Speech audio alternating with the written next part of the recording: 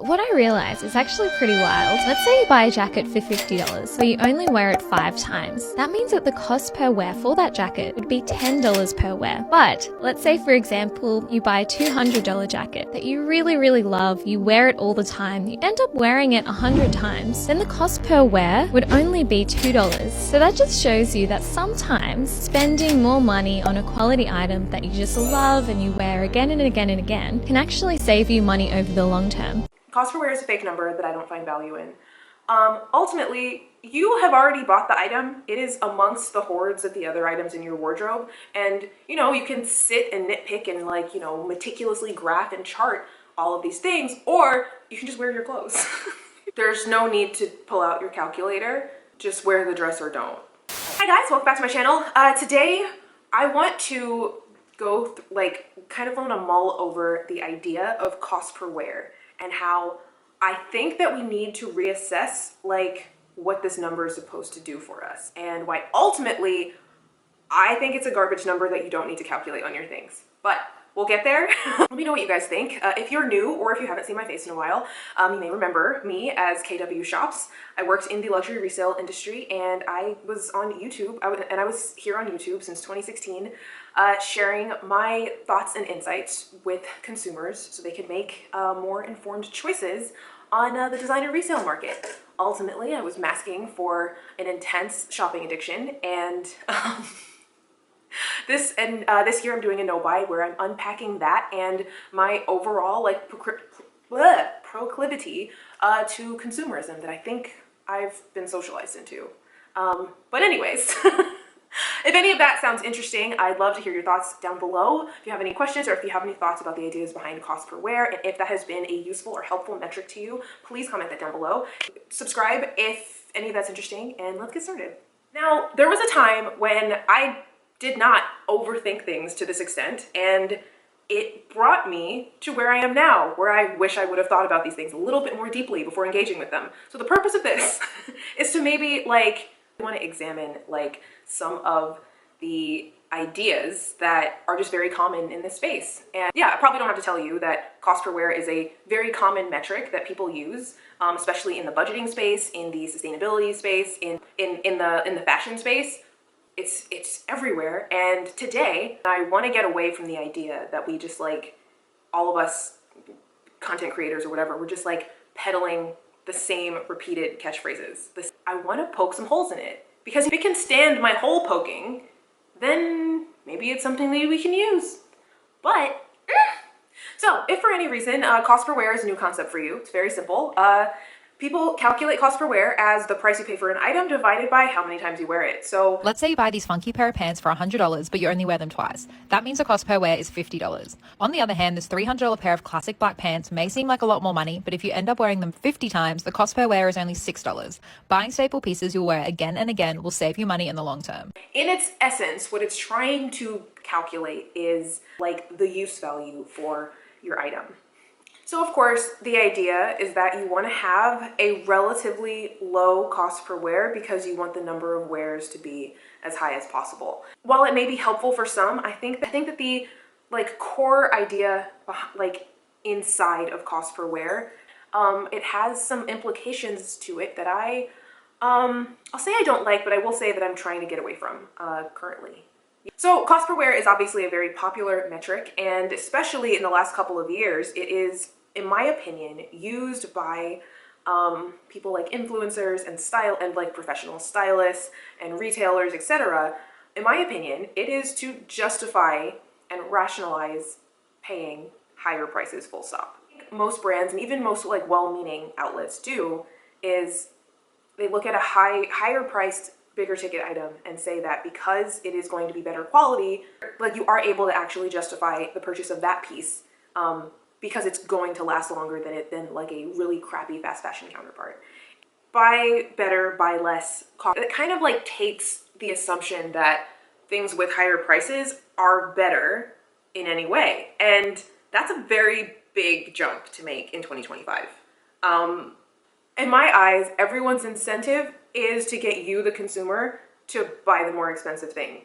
Now they can say it's for those reasons, but ultimately, in my experience of shopping both fast fashion, luxury, secondhand, etc. at every and all levels over the last 20 odd years, like the difference in quality and the difference in value and the difference in like the amount that I use an item very rarely has anything to do with the amount of money that I pay for it. So I guess what I'm getting at is that if I'm actually going to, like what I've actually done with my wardrobe and with my things is taken stock of what I use, what I love, and what I value. And kind of in this time, I'm trying to move away from centering money and price points in that equation or perspective. Well, for some people, it can be helpful to quantify other things in this way. I think that that's something that I'm actively trying to get away from. So you come back with this cost per wear number, like what exactly are you supposed to do with that? Are you supposed to value the thing more because of a price, like because of a number? I don't think that price tags and the amount of money spent on things like has any bearings on how much that I use or how much I love an item, right? So basically, I no longer subscribe to the belief that because that the price point of something makes it more valuable to me. It's more valuable maybe on a store shelf. It probably requires more of my own personal resources in order to acquire if I so choose. But once I take it home, the value is in how much I use it, how much I like it, and I don't want that to be impacted by factors that have nothing to do with me. The amount of money that someone else priced it at. We have to recognize that in real life, the price of something really doesn't have a lot of bearing anymore on what the quality is going to be for the most part. Now there's going to be some like, you know, obvious products and brands and stuff that are in that are on the like outward margins of that. Well, this is what I ordered for my birthday dress. Look at it. You see it? Very pretty pearls. It's giving Paris. Bitch, this is what I got.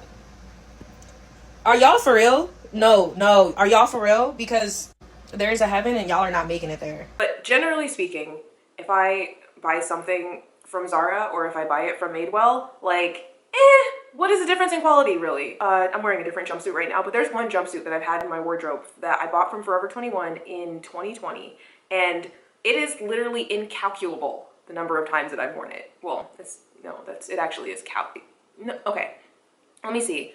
2020 was 5 years ago. I have worn that definitely once a week for I would say I've probably worn it once a week for 5 years. And considering I bought it for $20 thereabout, like what is the purpose in calculating that number of $20 divided by what is that? 52 times 5 years. 250. So we're dividing, so like, okay, yay, the cost per wear is 20 cents per, like who needs that? Again, there are many reasons why I am personally trying to get away from the consumption of like fast fashion. And there is kind of like and there's a video I'm working on, and hopefully it'll be out soon, about like why people continue to shop fast fashion when it goes against their values, because I did it for a long time. But the fact is, and we kind of saw this play out when the whole tariff situation started a couple of months ago, but like, we really aren't able anymore, for the most part, to differentiate the quality of something or really the value of things based on their price alone.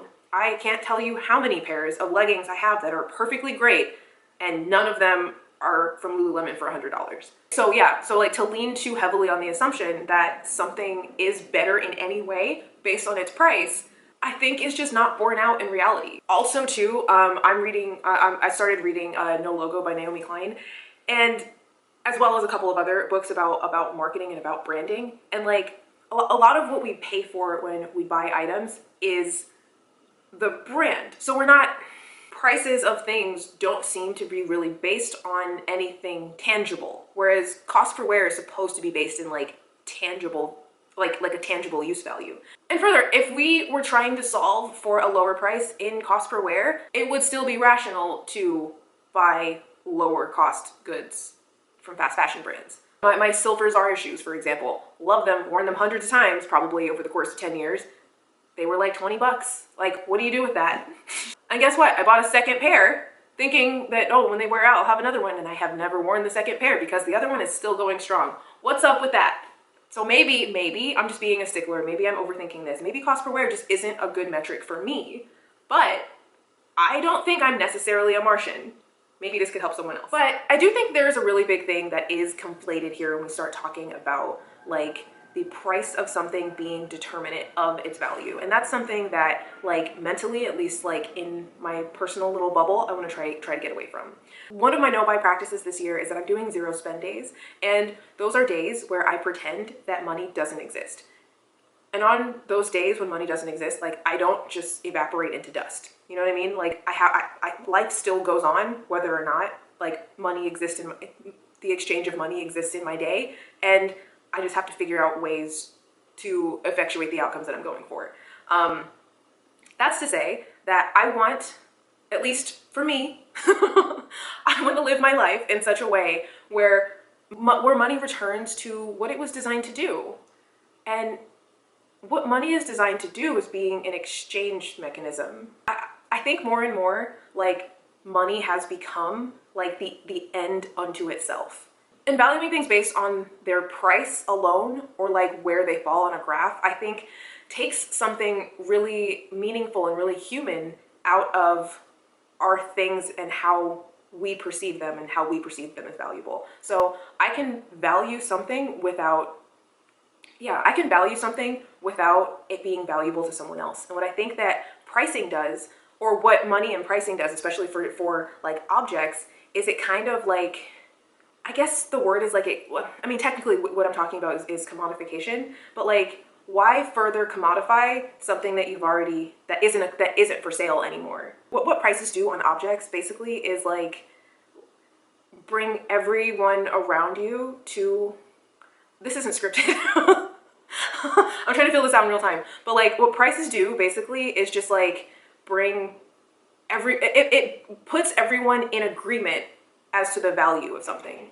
And with your own items and with the things that bring you joy and the things that make you feel fulfilled or make you feel safe or happy or whatever, hydrated, like that doesn't need to be negotiated with anyone else. Now, maybe you've calculated the cost per wear of everything that you have that has polka dots, and maybe you don't need to buy any more polka dots. But like, that has nothing to do with the price of the polka dot skirts. It has to do with you not liking polka dots and you not valuing the aesthetic appeal of polka dots. So like, I think that bringing a dollar value into that is an unnecessary step, basically. I just don't know that it's useful for anyone to be armed with the knowledge that you spent maybe $150 on something and you've worn it 3 times. Is it useful for you to know that you've spent $50 per wear of an item?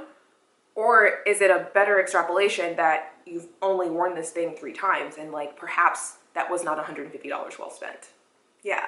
Like, so what I'm saying is that maybe the equation is useless. Maybe just focus on the number of times you wear it. The money is spent. The money is gone. It's up to you how much you decide to wear the thing or not. And especially when we are when the number that we're trying to achieve when we get to cost per wear is going to be you want the number to be as low as possible.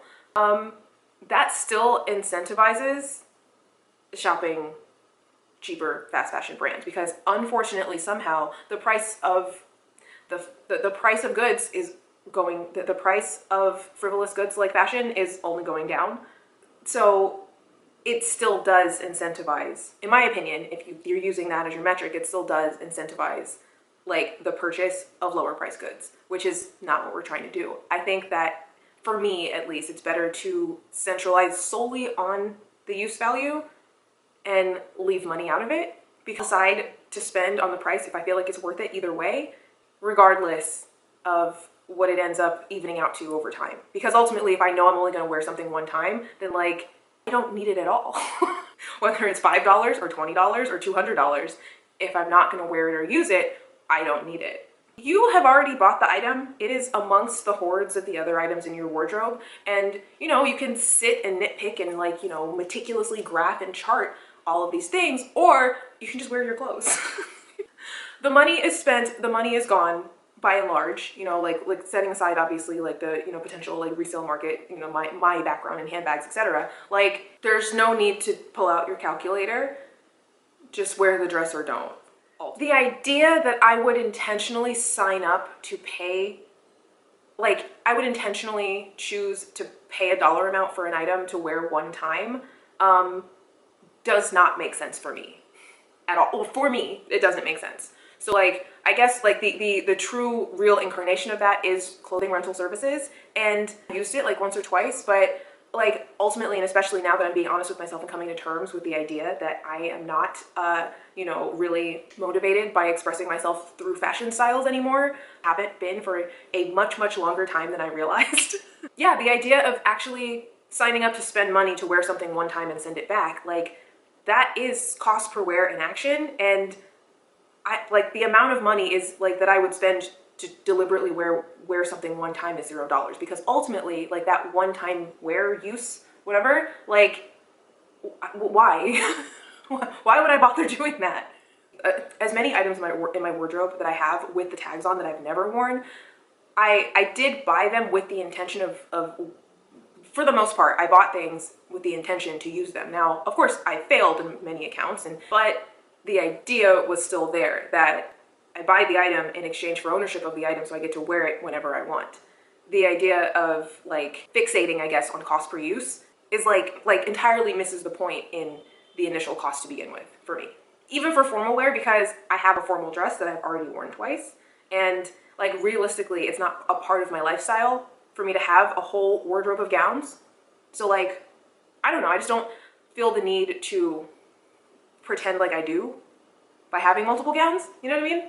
Like, why would I spend money to wear something one time on purpose? I've done that and it happens. Like if I had it to do over again, would I pay the one-time cost per use on an item I only wore one time? No, I would just not buy that thing.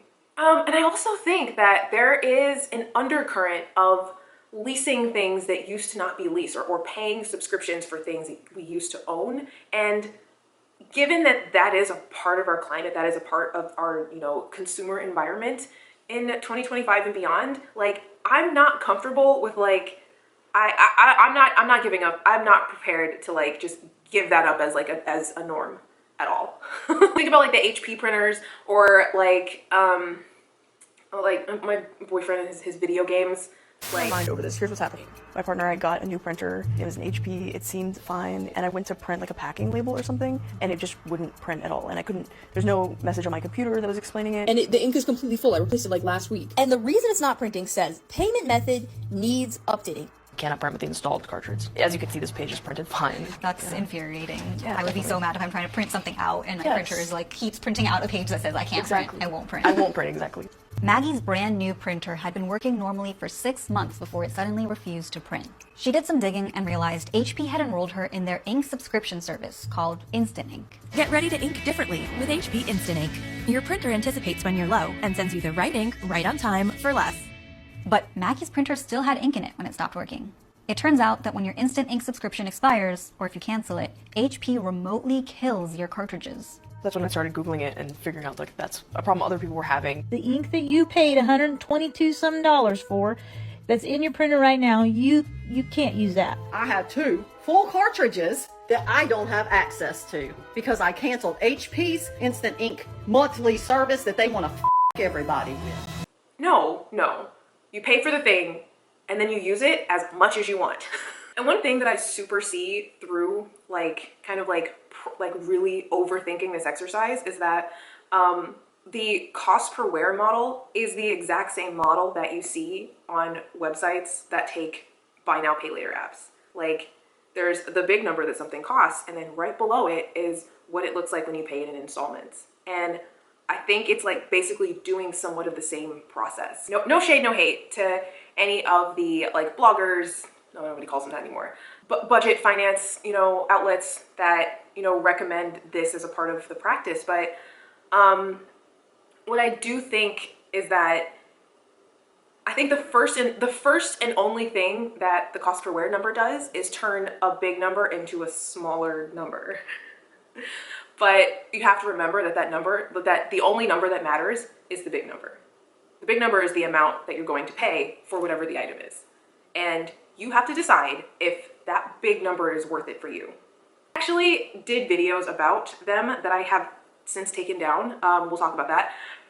And yeah, I think that's the same exercise. I think the exercise comes from the same place. Did you know you can save money by spending more? Let me explain. And that place, honestly, is trying to rationalize spending a bigger number. Let's say I buy this top for $100, but I wear this top 400 times, then that will cost me 25 cents per wear. Now, by distracting you with a little number.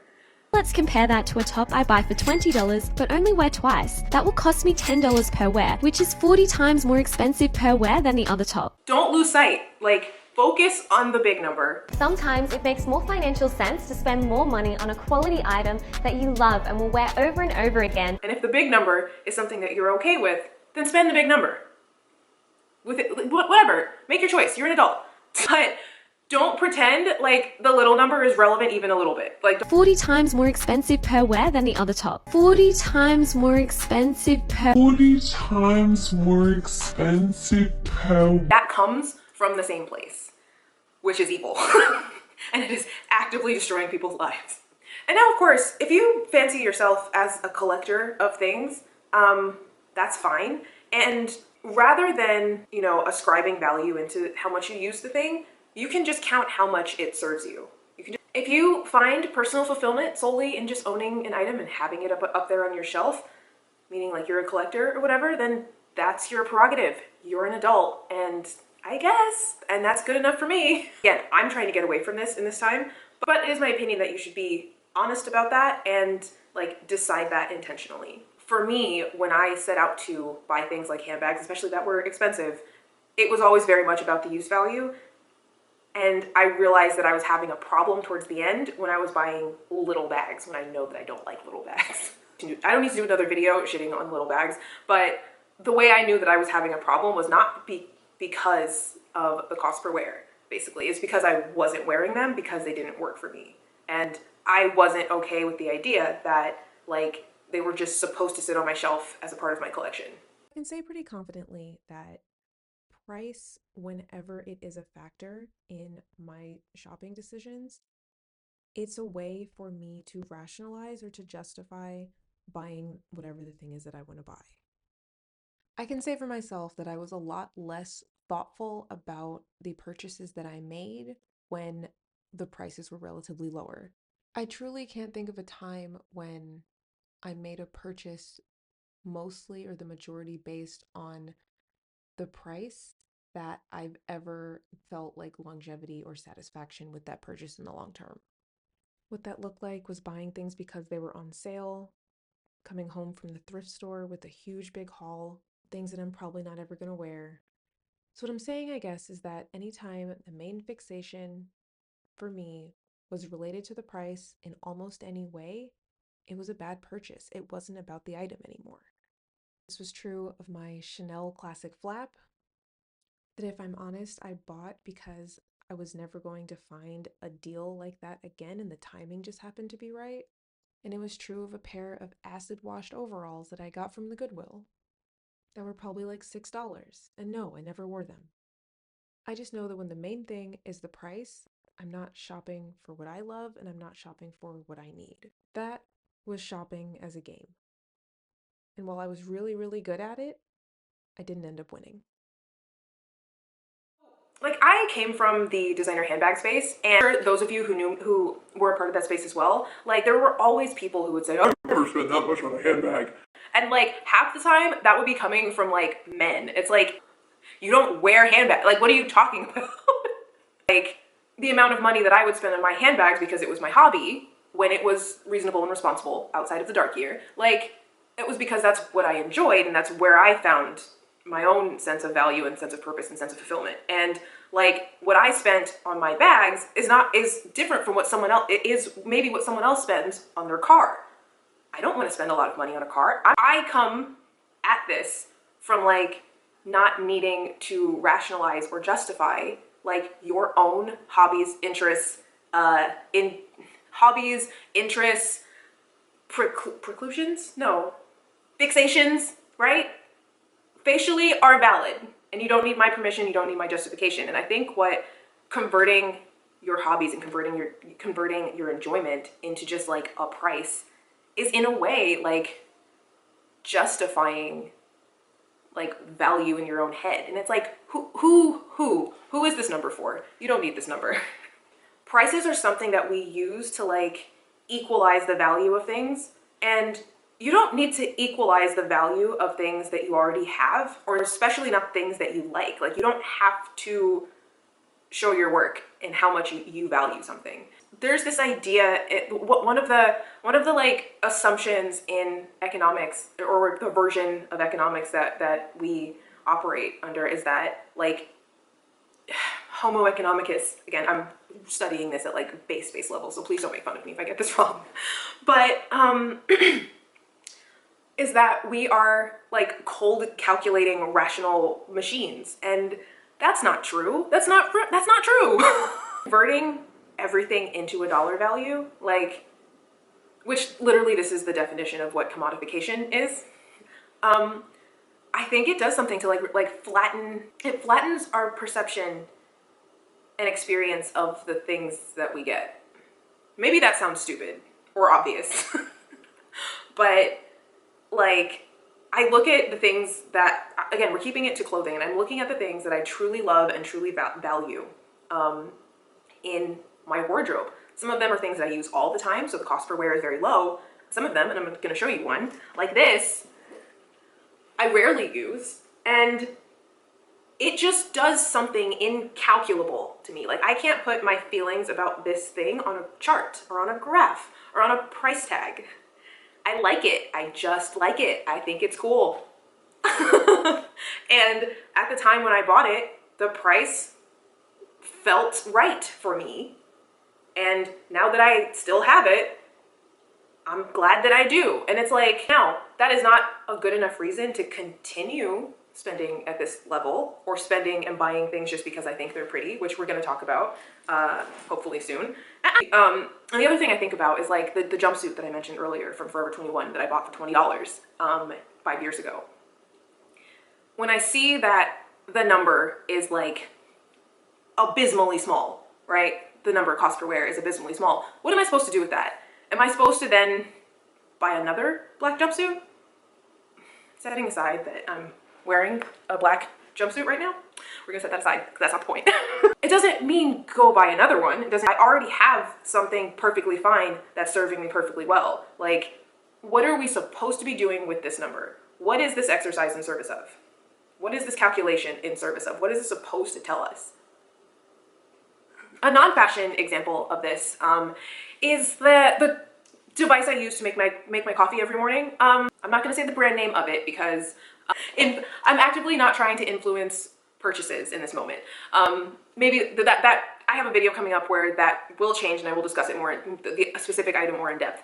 But setting that aside, it was very on the inexpensive side. And when you think of the cost of like the individual like scoops of coffee, the teaspoons of creamer, blah blah blah, the flavor shots that I use. But if I were to compare those like true cost prices to what it would cost to like get a coffee at the cafe across the street from me, like, I've done the math, and for me to get 3 coffees weekly would cost about $90 per month. If I were to use the cost per wear, or cost per use in this case, analysis of the coffee brewing device, you can't, I personally can't convert that into like a comparison of what it would cost to get coffee at a cafe, because getting coffee at a cafe is not just about the coffee. You feel me? Like, if it would cost me $90 per month to have coffee, I would stop drinking coffee. So like, what I'm saying, I guess, is that it doesn't convert. It doesn't convert for me at all. Like, sure, I'll have it where it doesn't cost me that much, but coffee is not so important to me that it's even relevant to even do this calculation, I suppose. And that's kind of setting aside. No, okay. We're gonna unset it aside. That there was a time in my life where I would have Starbucks Uber Eated to me at work a couple of times a week, and it was egregious that I spent as much as I spent to get to have a coffee delivered. But the fact is that when I was doing that, it had very little to do with the coffee. That was a coping strategy, and it was money that I sunk into like feeling better about my situation. And it gave me like something to look forward to. Now, of course, we can objectively look at the amount of money spent on, you know, the coffee itself, and how, oh, you can just make it from home, blah, blah, blah, whatever. But like that, I think, is detached from the true reality that in that moment, I was buying a coping mechanism. And when I make sense of it in that way, like, I guess maybe that is to say, and this is kind of like off topic, but like, when we look at people spending irrationally, if we lead with empathy, like maybe it's not just that people are irresponsible. A lot of people are irresponsible. I was irresponsible, sure. But like, maybe we look at that irresponsibility and like understand that there is something beneath it. So maybe like when we make purchases, there is a rationale, there is a logic. It's just not always what it looks like at the surface. I don't know if I'm gonna keep that in, but food for thought. Anyways, remember cost per wear? Cost per use, right. So yes, in getting Starbucks on Uber Eats, like the thing I was buying was not coffee. What I was buying was peace of mind. What I was buying was catharsis. You know what I mean? I was buying something to look forward to like make me feel joy during the day. I was trying to buy joy. And I think that is another side of this problem, actually, because joy is not something that you can buy. Was I experiencing joy when I finally got my coffee? No, obviously. Burning through money in my bank account in order to do so, until ultimately what I had to do in order to finally make my way to the real joy was to leave the situation. Which I don't know how much I should get into. But like, yeah. And again, that's not about the price of Uber Eats. There's a bigger picture. If we just focus on like the little small things, I think that we obscure the bigger, larger problems. So now, you know, when we go out in the world, you know, we have to live by the rules of the world. But I don't necessarily want a lot of the ideologies. I don't know if I even want to use that word because that feels loaded. Like, I don't want that to like permeate into my the sanctity of my like private space, right?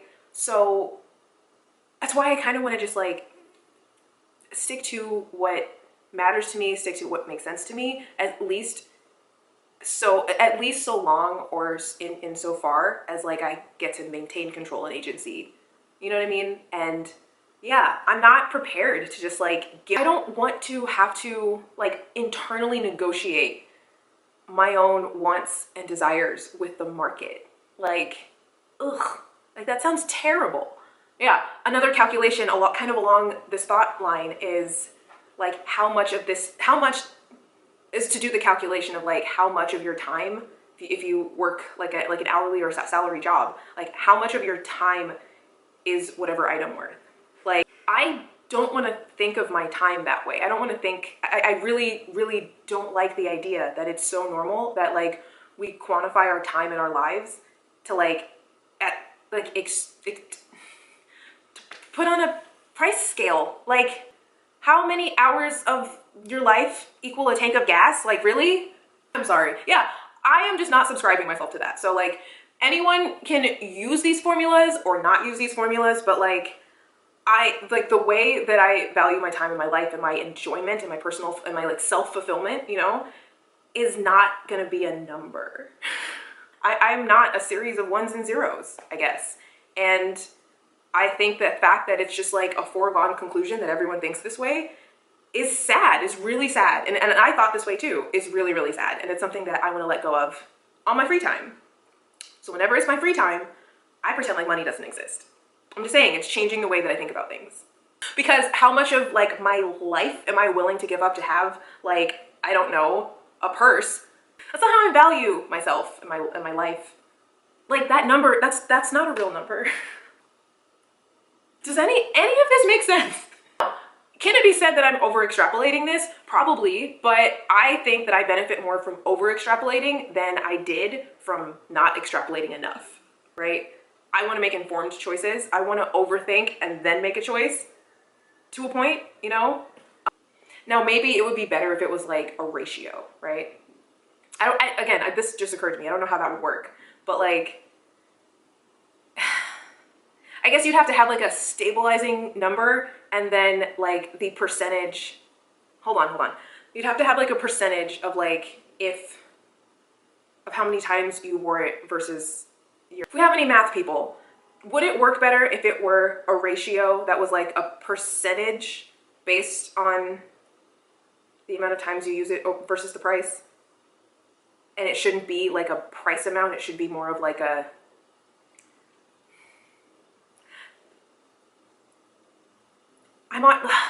okay. No, I'm going somewhere with this in my head, but it's not ready yet. So I guess I'm gonna have to pick it up later. I promise, like behind the scenes, I'm like really smart. I just don't know what I'm talking about. Honestly, no, think about it. How smart do you have to be if you already know everything? Yeah, no, intelligence is in like understanding how to solve problems with a lack of knowledge and like creating the knowledge. That said, my cost to wear ratio idea that I think I just stumbled into, I'm gonna have to stew on that, but I think that might be a better metric. Because trust me, like my brain is very math oriented, so cost per wear should be something that I like, but the fact that I'm thinking about these things in depth makes me understand and realize that like for the output to just be like a price, it just like it just falls apart. You know what I mean? Because then we should all shop at Zara, and that is clearly not the answer. So this was kind of me spitballing at a concept. Let me know if you enjoyed this video, and also too, if you have found cost per wear as a useful metric, then like then please share that, because maybe it's just me, maybe it just falls apart for me because of like the way that my value of money has changed over the course of the past couple of years. So yeah, with that, I'm gonna have to leave it here, or else we'll be going on forever. But I'd love to hear your thoughts. Comment them down below. Subscribe if you haven't already, and I'll see you guys in my next one. Bye. And that's exactly what HP intended. The CEO freely admits this. Our goal was to reduce the number of what we call unprofitable customers, because every time a customer buys a printer, it's an investment for us. And if this customer doesn't print enough or doesn't use our supplies, it's a bad investment. They're bad customers anyway if they're not using HP cartridges, because exactly. you haven't made any money on them yet. Exactly. So